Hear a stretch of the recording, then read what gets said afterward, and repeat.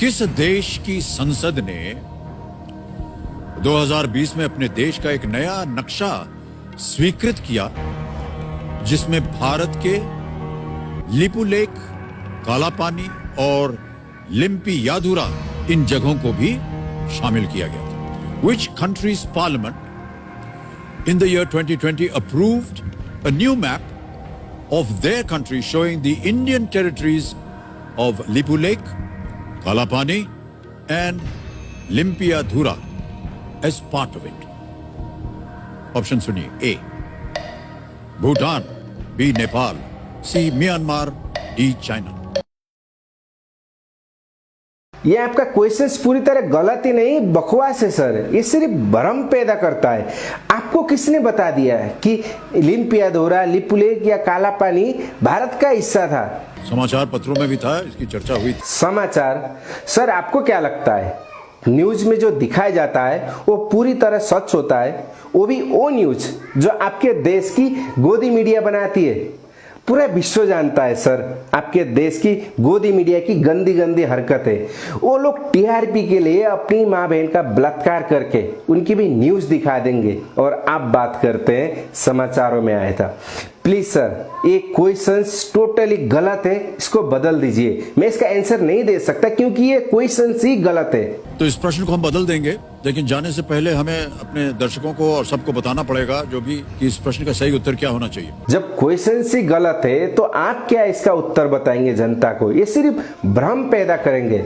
You know mister Amitabh Bachchan, ये questions में बस थोड़ा सा फेरबदल की जरूरत है। If you don't mind let me correct. Actually सवाल ये होना चाहिए था कि किस देश की संसद ने सन 2019 में एक नया नक्शा जारी किया था जिसमें नेपाल की कुछ जगह लिम्पियाधुरा, काला पानी और लिपुलेख को शामिल किया था। Which country government in 2019 represent a new map of their country showing the Nepal territories of Lipulekh, Kalapani and Limpiyadhura as a part of it? और उनके ऑप्शन होना चाहिए भारत, इंडिया, हिंदुस्तान और दुनिया का सबसे बड़ा गुलाम देश। एक्चुअली सवाल और भी है। सवाल ये होना चाहिए था कि वो कौन सा देश है जिसने नेपाल जैसे छोटे से देश की इतनी जगह हड़प रखी है, कब्जा कर रखा है, जिसमें संसार के छोटे मोटे 45 देश समा सकते हैं। और उनके आंसर वही सेम होना चाहिए।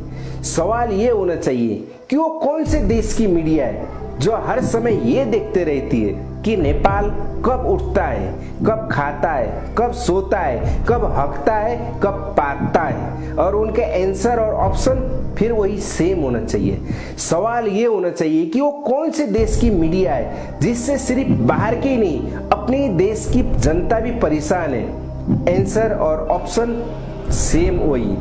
You know mister Amitabh Bachchan, अगर इस सवाल को आपकी कोई गोदी मीडिया करती या फिर आपके कोई बिकाऊ पॉलिटिशियन करते ना तो शायद हम लोग इसको नजरअंदाज कर देते क्योंकि हम लोगों को इसकी आदत पड़ चुकी है। लेकिन आप जैसे सज्जन व्यक्ति जिसकी हम नेपाली बहुत इज्जत करते हैं, बहुत से नेपालियों के आप आइडल भी होंगे, आपको बहुत प्यार करते हैं, उनमें से एक मैं भी हूँ। इसलिए आप जैसे व्यक्ति से इस तरह की घटिया हरकत की उम्मीद नहीं थी। मैं ये भी जानता हूं कि इसमें सिर्फ आपकी गलती नहीं है। आप एक एंकर हैं, चैनल वालों ने आपके हाथ में एक स्क्रिप्ट थमा दी और आप उसको पढ़ने लगे। लेकिन आपको ये भी नहीं भूलना चाहिए कि आप कोई मामूली व्यक्ति नहीं है। आप जो बोलते हैं वो एक पत्थर की लकीर जैसी हो जाती है, रिकॉर्ड में दर्ज हो जाती है, लाखों लोग आपको देख रहे होते हैं। सो ऐसे शो में ऐसी कोई भी क्वेश्चंस पूछने से पहले उसकी सच्चाई क्या है उसके बारे में थोड़ी सी रिसर्च आपको करना चाहिए। और ये आपकी जिम्मेवारी भी है कि लोगों तक गलत मैसेज ना जाए। So I am sorry mister Amitabh Bachchan, आपका एक क्वेश्चन गलत है। सो मैं इस शो में भाग नहीं ले सकता। शायद एक बार फिर से मुझ पर भारतीय विरोधी होने का टैग लग जाएगा, लेकिन अपने देश, अपनी जन्मभूमि से प्यार करने का मतलब भारतीय विरोधी होना है तो मैं भारतीय विरोधी हूँ। अगर अपने देश का समर्थन करने से जहाँ पे वो सही है मैं भारतीय विरोधी बन जाता हूँ तो मैं 100 बार भारतीय विरोधी बनना पसंद करूंगा। अगर कोई मेरे देश के खिलाफ बोलता है, गलत बात है, और उसका मुंहतोड़ जवाब देने से मैं भारतीय विरोधी कहलाता हूँ, तो मैं 1000 बार भारतीय विरोधी कहलाना पसंद करूंगा। और जब भी कोई मेरे देश के खिलाफ बोलेगा, गलत बातें बोलेगा, भ्रम पैदा करेगा, मैं हर बार उसका विरोध करूंगा और मैं हर बार उसका विरोधी कहलाऊंगा, क्योंकि मेरा देश मेरा स्वाभिमान है।